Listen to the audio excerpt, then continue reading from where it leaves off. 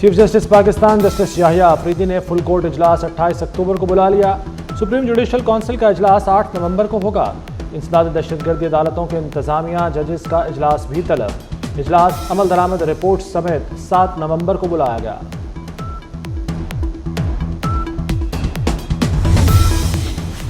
Chief justice نے practice and procedure committee کی تشکیل 9 کر دی۔ جسٹس منیب اختر کو 3 رکنی ججز کمیٹی میں واپس لے آئے۔ سابق چیف جسٹس فائز عیسیٰ نے جسٹس امین الدین خان کو شامل کیا تھا۔ ججز کمیٹی کا پہلا اجلاس بھی ہو گیا۔ سپریم کورٹ میں 28 اکتوبر سے 1 نومبر تک کے لیے 8 بینچ تشکیل دیے گئے۔ چیف جسٹس کے تمام کورٹ رومز میں لائیو سٹریمنگ کے انتظامات کرنے کا حکم۔ لائیو سٹریمنگ سائلین کی رضامندی سے مشروط ہوگی۔ اوورسیز پاکستانی براہ راست سماعت دیکھ سکیں گے۔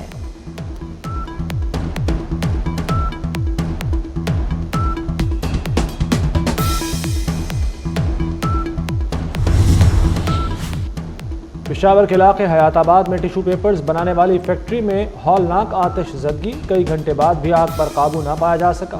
29 گاڑیاں اور درجنوں فائر فائٹرز آگ بجھانے میں مصروف۔ آگ سے قریبی فیکٹریوں کو بچانے کی کوششیں جاری۔ ریسکیو حکام نے آگ مزید پھیلنے کا خدشہ ظاہر کر دیا۔ پاکستان نے 3 سال 9واں بعد ہوم سیریز جیت لی۔ انگلینڈ کو آسمان سے زمین پر پٹخ دیا۔ راولپنڈی ٹیسٹ اور سیریز اپنے نام کر لی۔ قومی ٹیم نے انگلینڈ کو 9 وکٹوں سے شکست دی۔ ساجد خان کے میچ میں 10 اور نعمان علی کے 9 شکار۔ دوسرے اننگز میں انگلینڈ ٹیم 112 رنز پر سمٹ گئی۔ 36 رنز کا ہدف 3 اوورز میں حاصل کر لیا۔ 134 رنز بنانے والے Saud Shakeel player of the match قرار۔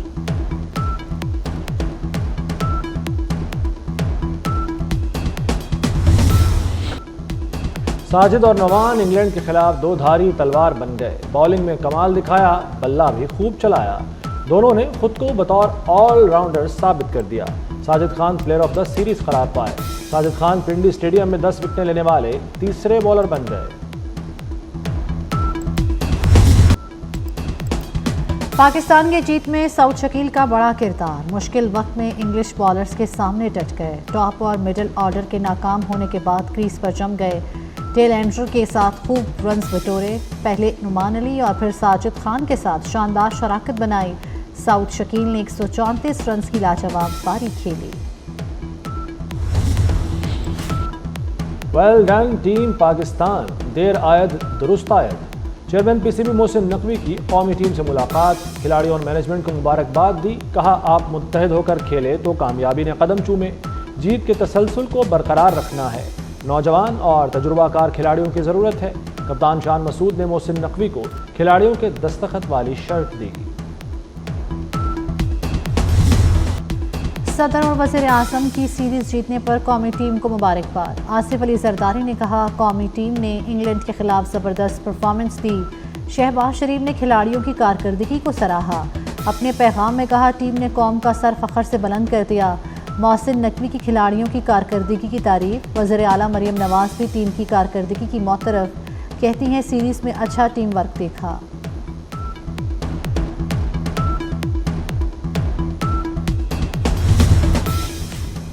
Chairman P C B Mohsin Naqvi کی زیر صدارت اجلاس۔ چیئرمین کی سلیکٹرز اور ٹیم مینجمنٹ سے مشاورت۔ آسٹریلیا اور زمبابوے کے خلاف سیریز کے لیے ٹیم کے انتخاب پر بات ہوئی۔ سلیکشن کمیٹی نے دورہ آسٹریلیا کے لیے ٹیم فائنل کر لی۔ وائٹ بال ٹیم کی کپتانی کے ناموں پر بھی مشاورت۔ چیف جسٹس پاکستان یحییٰ آفریدی کی حلف برداری تقریب۔ صدر آصف علی زرداری نے حلف لیا۔ تقریب میں وزیر اعظم اور آرمی چیف کی شرکت۔ مریم نواز، علی امین گنڈاپور، سرفراز بگٹی اور وزراء بھی آئے۔ صدر آصف زرداری سے چیف جسٹس یحییٰ آفریدی کی ملاقات۔ وزیر اعظم شہباز شریف بھی موجود تھے۔ ملاقات تقریب حلف برداری کے بعد ایوان صدر میں ہوئی۔ چیف جسٹس یحییٰ آفریدی کو حلف اٹھانے پر مبارکباد دی۔ پانی پی ٹی آئی سے ملاقات کی بات قبل از وقت ہے۔ 2018 کے بعد جو معاشی تباہی ہوئی وہ سب کے سامنے ہے۔ نئی آئینی ترمیم کی سوچ سامنے نہیں آئی۔ مولانا فضل الرحمان کی سرگودا میں گفتگو۔ کہا نئے چیف جسٹس کا خیر مقدم کرتے ہیں، جو چلے گئے اللہ ان کو بھی خوش رکھے۔ امریکی ارکان کانگریس کے خط کا ڈراپ سین۔ خط لکھنے والے ارکان میں سے 9 یہودی نسل پرست نکلے۔ 29 اسرائیل کے کھلم کھلا حمایتیوں میں شامل، 13 ممبران بھارت کے ہمدرد نکلے اور 21 پاکستان کے مخالف۔ کانگریس ارکان نے امریکی صدر کو بانی کی رہائی کے لیے خط لکھا تھا۔ مشرق وسطی میں جنگ کے گہرے بادل، اسرائیل نے ایران پر حملہ کر دیا۔ ایران میں 20 مقامات کو نشانہ بنانے کا دعویٰ، جوابی کارروائی پر جواب دینے کی دھمکی بھی دے دی۔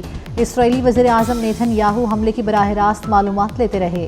عراق کے شہر تکرت میں بھی دھماکے سنے گئے۔ خبر ایجنسی کے مطابق حملے میں 3 ایرانی فوجی شہید ہو گئے۔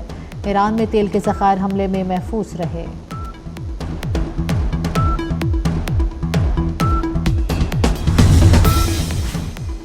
اسرائیل کے حملے ناکام بنا دیے، ایران کا کہنا ہے کہ جارحیت کا جواب دینے کا حق رکھتے ہیں۔ اسرائیل کو منہ توڑ اور حیران کن جواب ملے گا۔ ایرانی ایئر ڈیفنس حکام کے مطابق فضائی اور دفاعی نظام سے حملے ناکام بنائے۔ ایران میں منسوخ تمام پروازیں بحال کر دی گئیں۔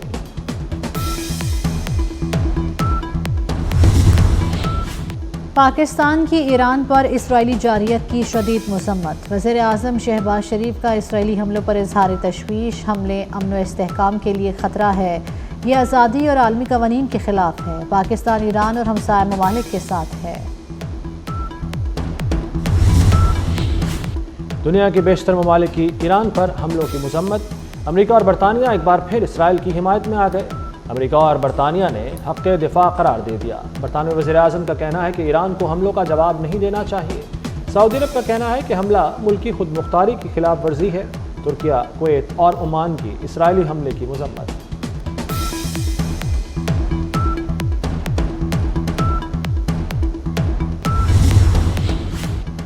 شمالی وزیرستان کے علاقے میر علی میں پولیس چیک پوسٹ پر خودکش دھماکہ، 8 اہلکار شہید، متعدد زخمی ہو گئے۔ فورسز نے علاقے کو گھیرے میں لے کر سرچ آپریشن شروع کر دیا۔ وزیر داخلہ محسن نقوی کی خودکش حملے کی مذمت، شہید پولیس اہلکاروں کو خراج عقیدت پیش کیا۔ نامعلوم افراد کی فائرنگ سے شہید، اسلام آباد پولیس کے سب انسپکٹر حیدر شاہ کی نماز جنازہ ادا۔ وزیر داخلہ محسن نقوی اور آئی جی اسلام آباد کی شرکت، قانون نافذ کرنے والے اداروں کے اعلیٰ حکام شریک ہوئے۔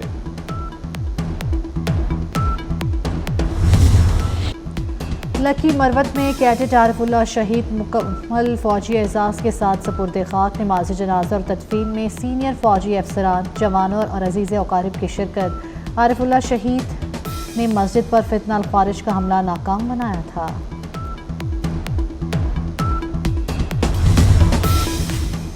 وزیر خزانہ محمد اورنگزیب سے چینی نائب وزیر خزانہ کی ملاقات، دو طرفہ دوستی اور شراکت داری کو مزید بڑھانے کے عزم کا اعادہ۔ وزیر خزانہ کی کرنسی سویپ معاہدے کی حد 40 ارب چینی یوان کرنے کی درخواست۔ پاکستان میں الیکٹرک گاڑیاں متعارف کرانے کے فیصلے کا خیر مقدم۔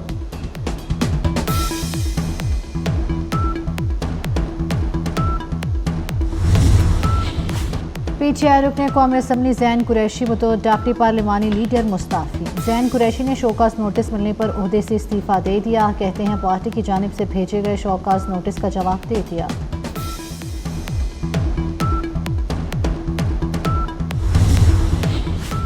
اڈیالہ جیل میں قیدیوں سے ملاقاتوں پر پابندی ختم کر دی گئی، تمام قیدیوں کی ملاقاتیں اب معمول کے مطابق ہوں گی۔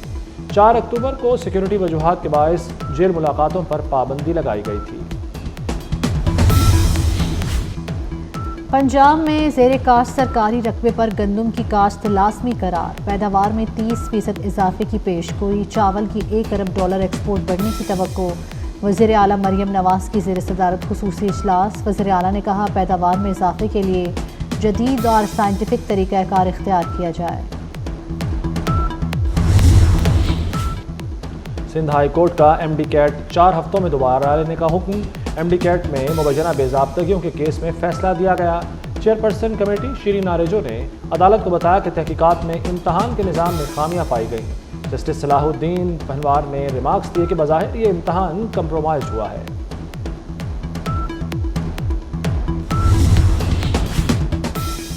سابق چیف جسٹس قاضی فائز عیسیٰ کا منفرد اعزاز، قاضی فائز عیسیٰ دنیا کی قدیم ترین یونیورسٹی مڈل ٹیمپل کے بینچ ماسٹر منتخب۔ قاضی فائز عیسیٰ پہلے پاکستانی ہیں جنہیں یہ اعزاز حاصل ہوا۔ مڈل ٹیمپل میں اس وقت 510 معمولی اور 107 سینئر بینچز ہیں۔ روڈا کی کمیونٹی ڈیولپمنٹ کا کام ترجیحی بنیادوں پر جاری، چہار باغ 1-2 کے درمیان گاؤں کو ماڈل بنانے کا فیصلہ، نوری نت کے نام سے مشہور ولیج کے لیے سہولیات کی فراہمی جاری، حکام کے مطابق 6 سے 8 ماہ میں ماڈل ولیج کے کام کو پایہ تکمیل تک پہنچایا جائے گا۔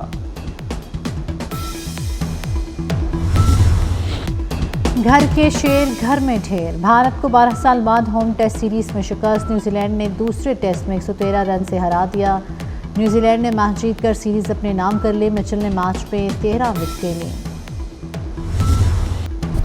اور معروف موسیقار الطاف حسین عرف طافو خان انتقال کر گئے، ایک عرصے سے بیمار تھے، متعدد فلموں کی موسیقی ترتیب دی، نامور گلوکاروں کو متعارف کرایا۔